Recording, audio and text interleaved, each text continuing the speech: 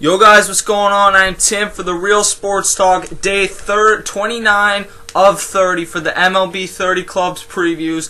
And we go to the Texas Rangers, the two-time defending American League champions, a team that just 4 or 5 seasons ago was just one of those forgettable franchises in the MLB.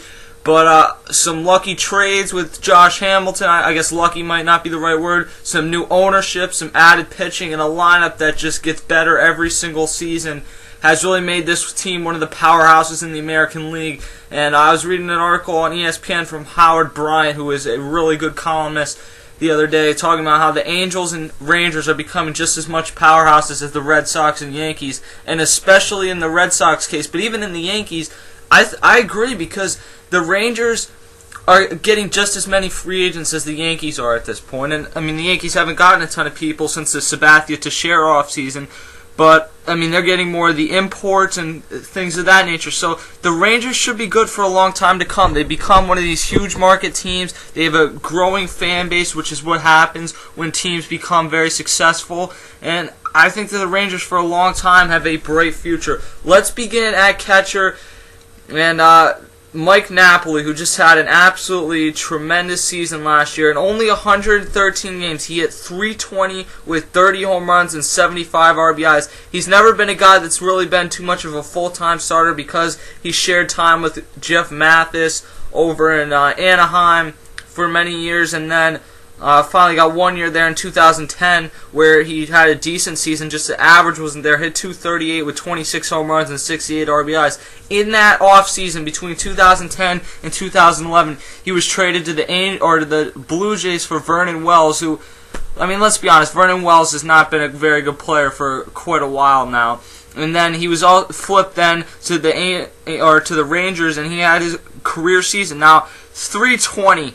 To go from .238 to .320, that's probably a fluke. I think he'll hit more in the 280s this season with about 25 home runs. But still, producing in this lineup is huge because you do not have to be a superstar in this lineup. And I think that that's one of the things that made him so successful is the fact that he did not have to hit the way he did for the Angels. A lot of people don't realize over the past 3 or 4 seasons that the Angels lineup really was not good at all, and that put a lot of pressure on guys that are not in the lineup necessarily to be great average hitters like Mike Napoli. And you see what happens when he goes to a lineup where he has very little pressure on him except to handle the pitching staff. The bat comes along too, and he has a career high in average on-base percentage as well. So Mike Napoli has a bright future with the Rangers. He isn't too young. He's 30 years old, but I think he has a good 3 or 4 seasons there. Backing him up, you have Yorvi Torrealba, who's a nice backup as well. And that's one of the reasons he only played 130 games, is you don't need to kill your catcher because they have a nice backup who brings a decent bat and some playoff experience. He's been with Texas last season, and then he was also in Colorado when they made their run to the World Series last season. In 113 games last season, hit 7 home runs and 37 RBIs, and he had the exact same numbers the year before, and an average that was only, in 2010 it was 271, 2011 it was 273, so you don't expect really anything different about a 270 average with 7 or 8 home runs and 40 RBIs, somewhere right in that area. It's good production for a backup catcher, though. Mitch Moreland is a guy that I think a lot of people are waiting to kind of break out this season, and last year he had a decent year at .259 with 16 home runs and 51 RBIs, but one of the reasons they were willing to trade away Chris Davis, who doesn't look like he's ending up being much anyway, is because Mitch Moreland showed a lot in the 2010 playoffs. Last year, I had a lot of people tell me they thought that he was going to be the breakout player, the surprise player of last season, and ultimately it just did not end up panning out the way that many people thought. I thought that he would. I think that this season he'll take a stride closer towards hitting about 20 home runs and batting about .265, but I think that's what you're getting. And in this lineup, he brings a decent glove over at first base. I don't think that that's necessarily a downer. It's just not quite what you ultimately were expecting out of him. He is 27 years or 26 years old, so he still has some time to grow. So I don't think that it's necessarily a huge deal, because even him putting up those type of numbers last year, this is one of the things about having a lineup that is this good, is even with him putting up those type of numbers last season, they were still able to go to the World Series. So if he puts up those similar numbers that he did last season, okay, well, he still went to the World Series. And if he puts up better numbers, well, then you're getting even better production. So it's really nothing to lose in my mind. Michael Young is going to be the DH. He could also get some looks over at first, third, second, short, anywhere in the infield. We know how he the last 2 seasons is kind of asked out early in the season because of positional changes. We know when they brought up Elvis Andrus, they asked him to go to third, then they signed Beltre, they asked him to move to first or DH, and he asked for a trade. A lot of rumors were going around that he was about to be traded to the Rockies the other year, and it never actually happened. And he said coming into spring training this year, he made the decision that he's not going to ask out, he's not going to make a big scene anymore, that he's content with where he is, because he's been with the Rangers since 2000, really 2001 is where he got most of his rookie season in. But he's been there for the last 12 seasons, and I think that he's enjoyed most of his time there. And to leave once they become good doesn't make a ton of sense. He probably overall had the best season of his career last year in terms of average, and the power wasn't quite there, but the RBIs were better. And when he was asked to field, he fielded very well. Hit .338, was among the, I think, behind Miguel Cabrera, hit second highest in the MLB, so he's close to winning the batting title. 11 home runs was a dip. I would expect closer to about 20 this year, and 106 RBIs was a career high. So a career season for a 36-year-old is not a bad thing to have. Ian Kinsler is your starting second baseman, been one of the best second basemen in the MLB for quite a while now. Last year, in a season where he could finally stay healthy, hit .255, which was not one of his better seasons average-wise, but had a career-high 32 home runs and 77 RBIs. Was not a career high, but it was pretty close to his 86 that he had in 2009. One of the best second basemen in the MLB, and again, in this lineup, there's not a ton of pressure on him, and he's a great fielder as well. Elvis Andrus, speaking of great fielders, I think that a lot of people expected bigger things out of him at the plate when he came up. He has about no power. He'll give you 5 or 6 home runs tops, or he could give you 0 like he gave the entire 2010 season. But people want to see him be more that prototypical leadoff hitter, because you know you're going to get about 40 stolen bases from them this season, but the average in the 3 seasons he's been up is a combined 271. If he can get that average up, it makes him only a more valuable player, because in the field and on the base paths, he's one of the best in the game. If he can become a better hitter, then he's really dangerous. Adrian Beltre, the starting third baseman, and it really is a shame that he spent those seasons in Seattle where he really was not very productive for a couple of them. Because, and I mean, he was still a pretty good player, but average-wise, his average dip there, he could have been a Hall of Famer, I think. I'm not trying to exaggerate that, but he's right now, either him or Evan Longoria is the best third baseman in the game. And, you know, there's Ryan Zimmerman, David Wright, A-Rod, if he comes back, that you can consider. But he does everything. He's a great fielder over at third base. It's easy to see why the Rangers were willing to move Michael Young to DH, because he's such a good fielder. He can hit close to 300 just about in any season, and about 30 home runs. He hit 32 last season and over 100 RBIs. He's a really solid player in the second year of a 6-year, $96 million deal, and he's still not too old. He's only 32 years old, 33 actually. So expect a lot more things out of him over the next few seasons. David Murphy, as I pull up his numbers real quick here, I'm having some technical difficulties. Just a moment. David Murphy's going to get a chance really for the first time in his career to be a full-time starter, and there was a big article on Rangers.com that I was reading today about that. And in 120 games he hit last year, he had 11 home runs and 46 RBIs. He's had a tremendous spring for them this season, so it makes sense to give him that full-time position. And again, there's not a lot of pressure on him to produce any more than he already has. And what makes him valuable is he can play in numerous outfield positions, and getting the chance to start, he should have a career season, really.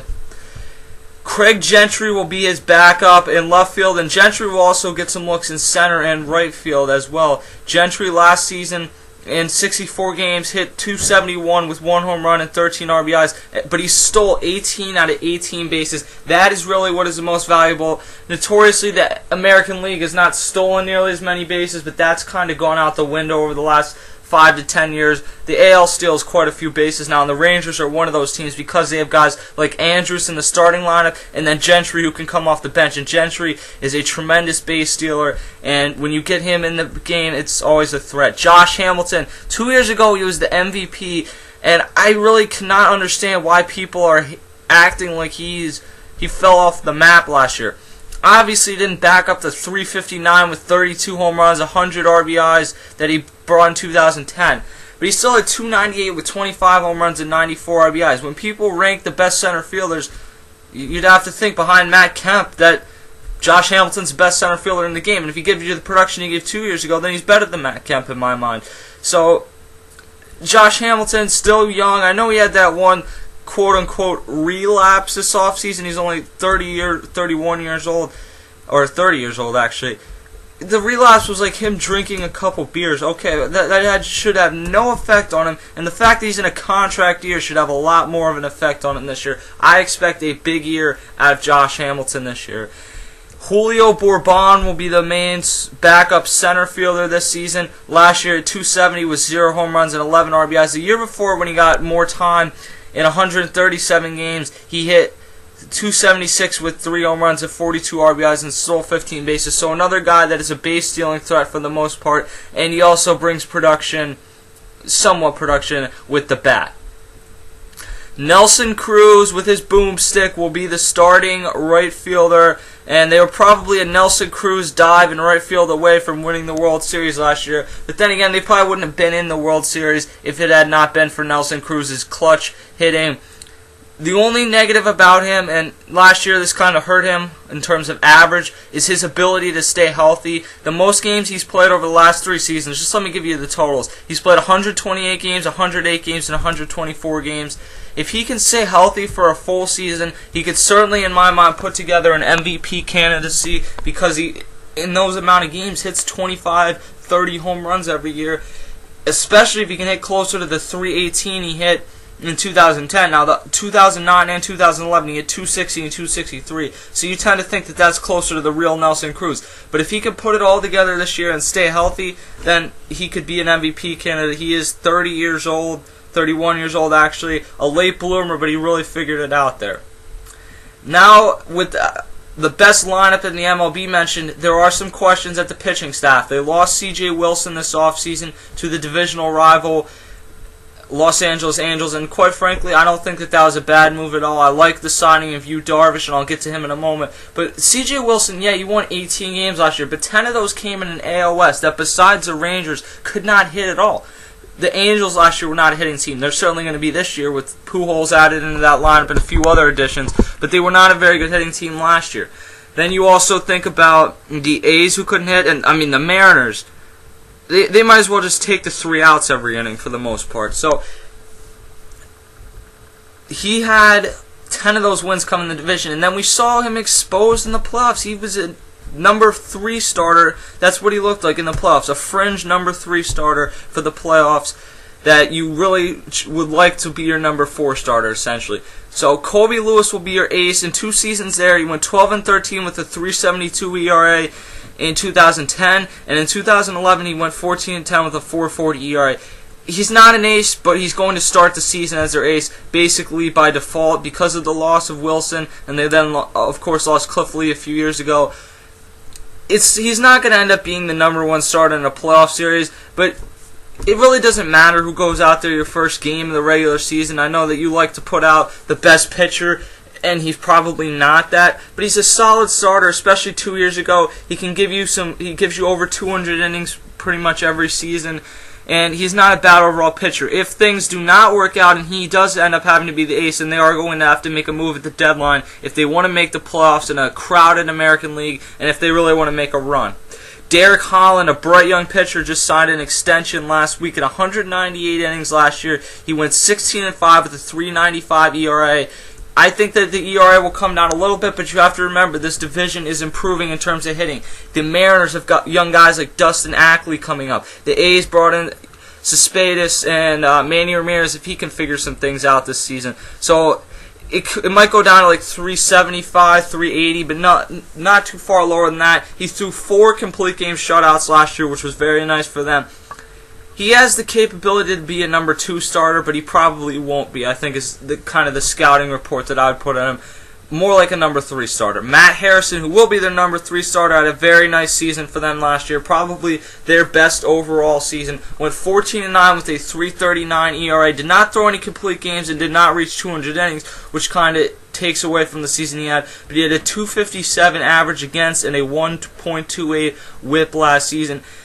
Matt Harrison had a really nice season. You hope that you can get that similar production and not what you got previously from him as a starter and in the bullpen as well. And then Natali Feliz, who was their closer for a long time, or not for a long time, for the first 2 seasons, and did a tremendous job for them. Not nearly as good as his season last year, and we know that he blew the World Series essentially because he had the lead after not the first time, or he blew it twice last year in Game 6 because the first time they had the lead, and then he blew it. Nelson Cruz missed that ball out in right field where he should have dove and then probably would have caught it. Instead, it was the double. And then he blew the game the second time because Josh Hamilton put them in a position with a home run to win it a second inning in a row, and they elected to keep him in the game for lack of another closer because they had already used Mike Adams and a couple other of their guys. And then he blew it again. So I don't think it's necessarily a bad move to give him a change of scenery. The problem is I think he could have been a really nice closer long term for this team, and that may end up being what happens with them if things don't work out in the rotation. So far this spring in 4 games, he's 1-1 with a 4.85 ERA.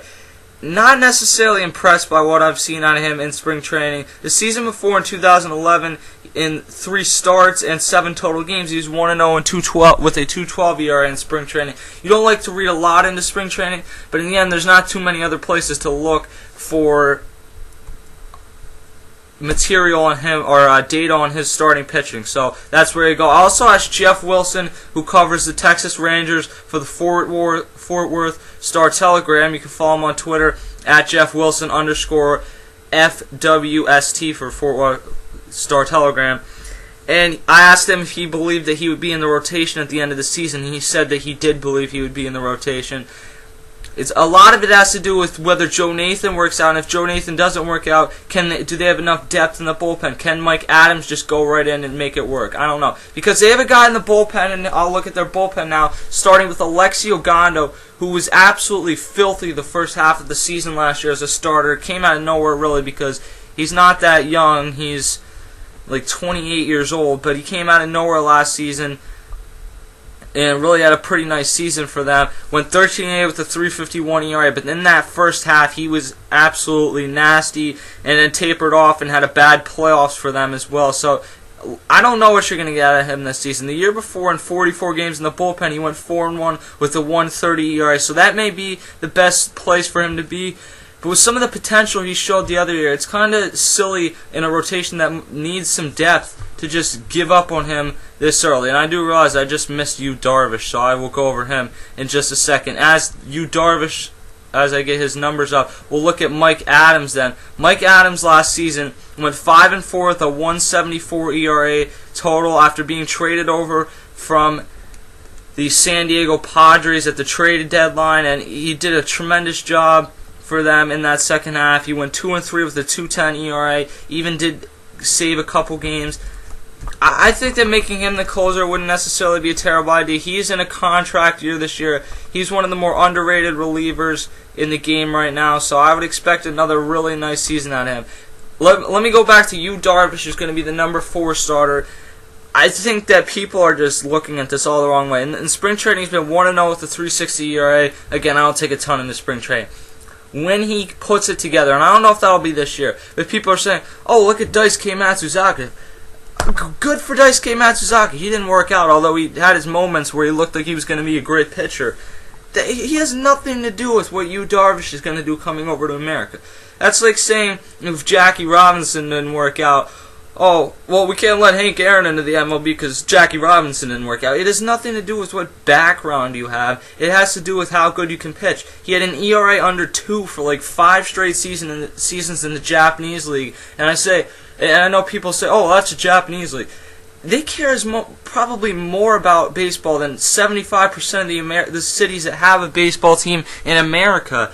So while the leagues might not feature quite as much talent, to completely act like they don't have any talent is wrong.